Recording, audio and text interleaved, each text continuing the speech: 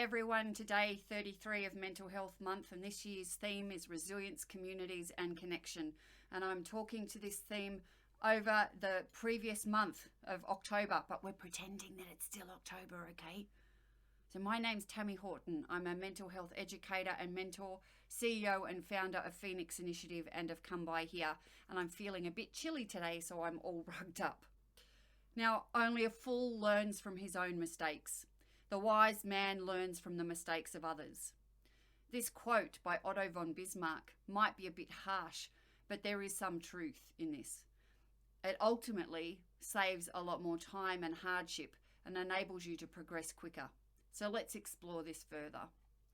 The idea of learning from someone else's mistakes is really about fast-tracking your personal development, because you get to learn from previous experiences of others while standing on the shoulders of giants. So this means that you have the opportunity of building your own set of experiences in combination with the experience of others. So this helps you to learn and to skip mistakes, which helps you to achieve success faster. So, and of course, you also will start to learn things that aren't taught in schools, like how people actually progress in organisations, how things really get done. So it may seem like a shortcut, but it's not, because you still have to put in effort to progress. And if that isn't enough, here are 5 more reasons why it's useful to get a mentor. So number 1, they help you with your purpose and goals.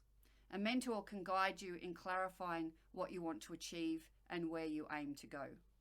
Number 2, you can avoid common pitfalls. So successful people have already overcome the major pitfalls and traps along the way. They can help you to recognize where you are heading for the same pitfalls and help you to avoid them. 3, they push you to grow. As the environment around you changes, it's important to keep expanding your knowledge and your skills so that you can keep pace with change. Mentors can help you to spot trends and to identify where you might need to grow to succeed in your field. Number 4, they help build your network. A mentor will have contacts and know people who may be useful to help you solve problems, as well as to start to advance your career. They have access to connections, especially in business. They can provide a major boost to your success. And number 5, they can help you find blind spots. So mentors can highlight important areas to work on that you might not be aware of. So do you already have a mentor? How has it helped? So generally, there are another 5 points to consider in obtaining a mentor. So let's jump into the deep end here and give it our best shot. The first step is to set a goal of what you want to get out of the relationship. It's also about knowing where you're at with life. So some ideas to think about for them to help you with is like whether you want to take the next step in your career. Maybe you want to figure out what you want to do with studies. Maybe it's about dealing with a specific challenge or how to manage relationships, kids, etc. Or maybe the goal is to help you to find a goal. The second part is to list anyone who could help your goal. Anyone you admire. Anyone who had personal success. Colleagues, family, friends, someone that someone else knows, a mutual friend. So the idea here is to make a bigger list rather than a smaller one, and then you can cut the list down later. The third step to consider when trying to find a mentor is using the measurement criteria. So here it would be helpful to consider the circumstances of the mentor that you're looking for. Are you looking for someone that's had their own success? Someone who doesn't have a conflict of interest with you? Ideally, someone outside of your organisation, and also watch for power dynamics. The fourth part, it's about sorting out the skills that you've listed. Rank all of your candidates from best to worst, keeping the list in case your top choice is not available.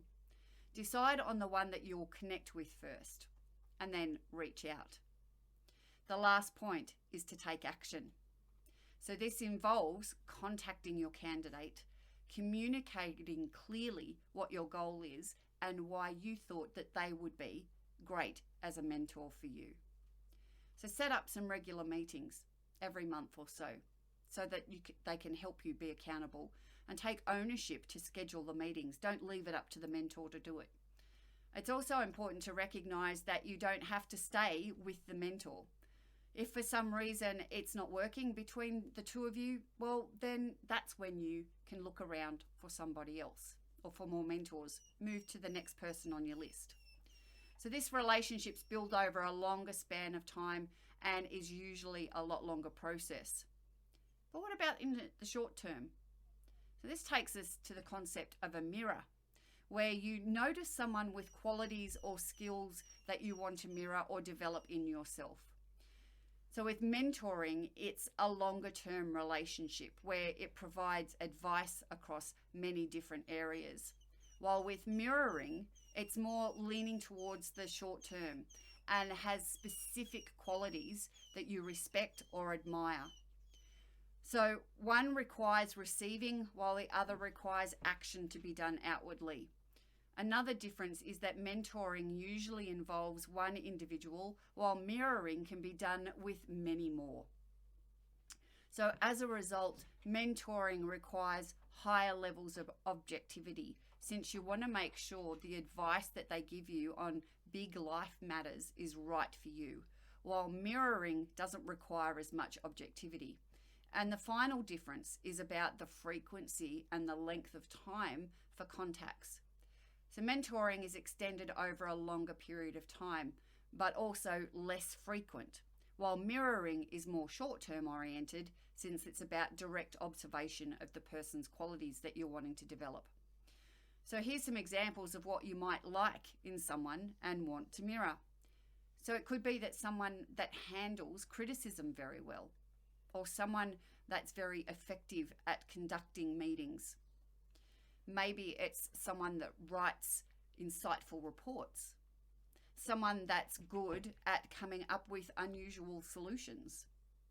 Perhaps it's someone who's very outgoing and good at making connections. Or maybe it's just someone that can find enjoyment in mundane or difficult tasks. So it's really up to you what you notice and what you want to develop in yourself. All right, how you can go about setting up a mirror relationship involves 3 steps. The first one, let the person know that you like or admire their ability to do something specific. Ask them about what techniques they use and what you can try to incorporate into yourself, and then ask if you can shadow them or observe them so that you can learn by example. So people don't always consciously know how they achieve something, so following them is a good way of doing this and learning. So be sure to consider the context with the situation and that there's time and place to do it. For example, if they're super busy and swamped with things, then it's probably not the right time to ask and shadow them. But if they're a colleague at work, then it's also worth considering what you have to do to get done as well. All right, so do you have anyone in mind that you can mirror? What would you like to learn from them? I've got someone in mind about approaching people who are in positions of authority. So before you go out there and start engaging with your support networks, your mentors, and reaching out for new mirroring relationships, let's consider how useful it is to have an ability to be understood while understanding others using better communication. So this is what we're going to be focusing on in tomorrow's video. So until then, remember to always be a phoenix. Bye for now.